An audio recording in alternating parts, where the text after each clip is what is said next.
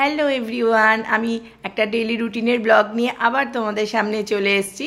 দেখো, আমি সকালবেলায় বেরিয়েছিলাম মর্নিং ওয়াক করতে। তখন সকাল 6টা বাজে, কারণ আমি এখন বেশি সকালে বেরোতে পারি না, আগে 5:30টায় বেরোতাম। যাই হোক, মর্নিং ওয়াক করে আমি দেখো বাড়ি ফিরে এসেছি। বাড়ি এসে আমার বাড়ির সামনেই দেখো পাপ্পিগুলো দৌড়ে আমার কাছে আদর খেতে এসেছে। ওদের একটু আদর করলাম, কারণ ওদের মা খুব ছোটোবেলায় মারা গেছে।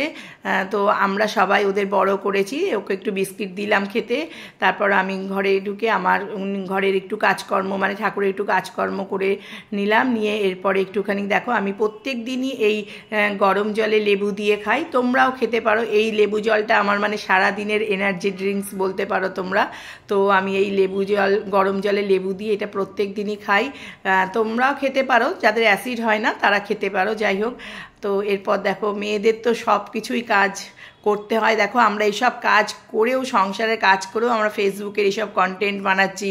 এরপর সবাই একটু আমাদের সাথে থেকো, পাশে থেকো, তাহলে তো খুব ভালো লাগবে না? আমরা দেখো সংসার সামলে কিন্তু এইগুলো সব করি, মানে সংসার ফেলে রেখে কিন্তু আমরা এইসব কাজকর্মগুলো করি না।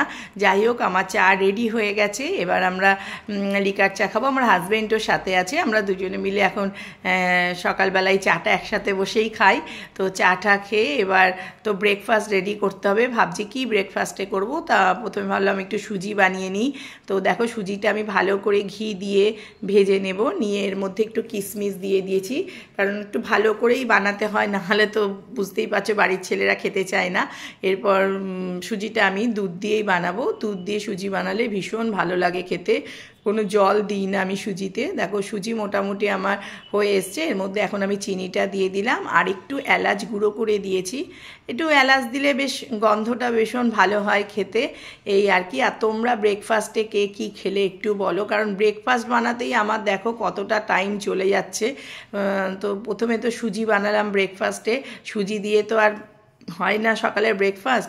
এরপর আমি একটা সবজি করলাম, মানে ফুলকপি, আলু, একটু গাজর ছিল, টমেটো দিয়ে, কালো জিরে, কাঁচা লঙ্কা ফোড়ন দিয়ে আমি একটা আলু, মানে একটা তরকারি বানাচ্ছি। এইটা রুটির সাথে খেতে ভীষণ ভালো লাগে। আমি রুটিই করব ব্রেকফাস্টে, কারণ ছেলে অত লুচি পরোটা খায় না। আমি ব্রেকফাস্টে রুটিটাই বেশি করি।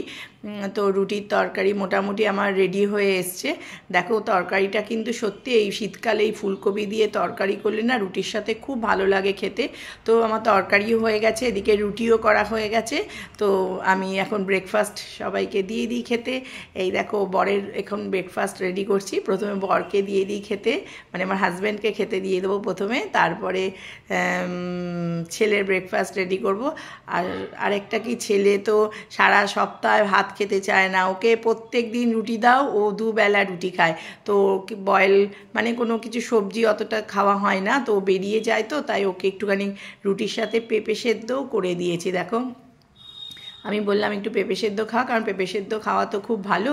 তা ওকে একটু রুটির সাথে পেঁপে সেদ্ধ করে দিলাম। আমিও ব্রেকফাস্ট নিয়ে বসে পড়লাম। তো এরপর তো বুঝতেই পারছো, এতক্ষণ ব্রেকফাস্ট রেডি হলো, এরপর লাঞ্চ রেডি করতে হবে।